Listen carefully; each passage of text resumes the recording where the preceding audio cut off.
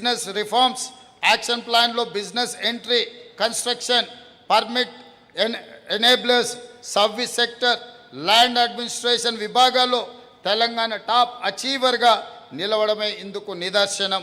అదేవిధంగా మిత్రులారా, ఇదే కాకుండా టీజీ ఐపాస్ ద్వారా 1.29 లక్షల కోట్ల పెట్టుబడులను సాధించామని తెలియజేయడానికి నేను గర్వపడుతున్నాను. వీటితో పాటు 78,000కు పైగా ఉద్యోగ అవకాశాలు రాబోతున్నాయి.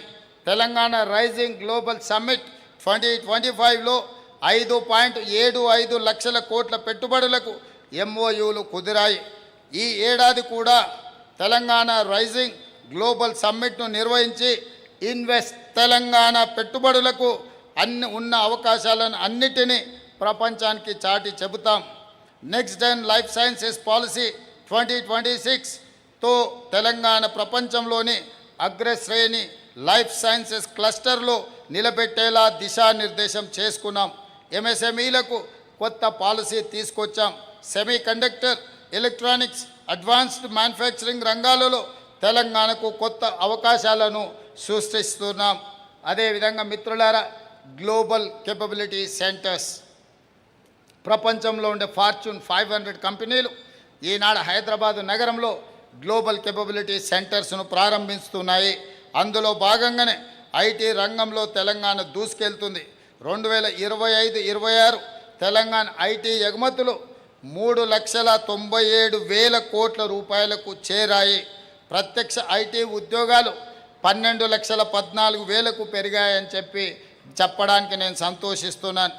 హైదరాబాదులో ఇప్పుడు 355కు పైగా గ్లోబల్ కేపబిలిటీ సెంటర్లు పనిచేస్తున్నాయి.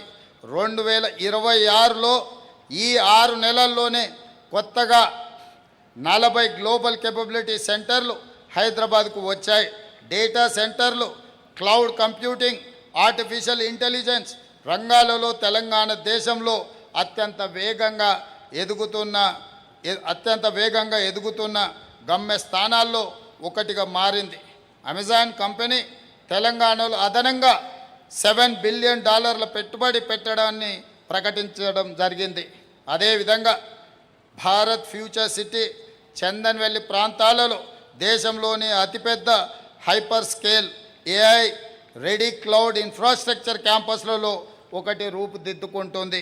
అదేవిధంగా మిత్రులారా, పర్యాటకం ఏ దేశానికైనా ఆదాయం, సంస్కృతి, పర్యాటకం. తెలంగాణ సంస్కృతిని చాటి చెప్పడానికి పర్యాటక రంగాన్ని తీర్చిదిద్దాలని మన ప్రభుత్వం నిర్ణయం తీసుకున్నది. అందులో భాగంగానే తెలంగాణ పర్యాటక రంగంలో కొత్త అధ్యాయం ప్రారంభించాం.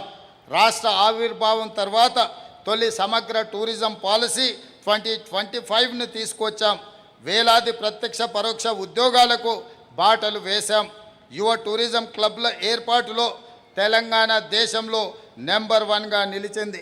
తెలంగాణ పర్యాటక రంగాన్ని మరింత ముందుకు తీసుకెళ్లేందుకు వారసత్వ, ఆధ్యాత్మిక, పర్యావరణ, జల పర్యాటక రంగాల్లో కొత్త ప్రాజెక్టులను విస్తరిస్తున్నాం. వచ్చే ఏడాది జరిగే గోదావరి పుష్కరాలకు 1000 కోట్ల నిధులు కేటాయించి గొప్పగా కుంభమేళ తరహాలో వచ్చే సంవత్సరం వస్తున్న గోదావరి పుష్కరాలను నిర్వహిస్తామని చెప్పి మీ అందరికీ తెలియజేయడానికి నేను సంతోషపడుతున్నాను. మిత్రులారా, అదేవిధంగా తెలంగాణ రైజింగ్ 2047 గడిచిన 32 నెలల్లో ప్రజాప్రభుత్వం సంక్షేమంతో పాటు 4 కోట్ల ప్రజలకు భరోసా ఇచ్చింది. అన్ని రంగాల్లో అభివృద్ధిని వేగం చేసింది. సామాజిక న్యాయంలో చారిత్రాత్మక నిర్ణయాలు తీసుకుంది. ప్రపంచ పెట్టుబడులను ఆకర్షించింది.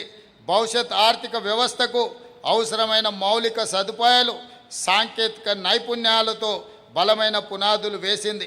ఈ విజయాల పునాదిపై తెలంగాణను మరింత ఉన్నత స్థాయికి తీసుకెళ్లే బృహత్తర సంకల్పమే తెలంగాణ రైజింగ్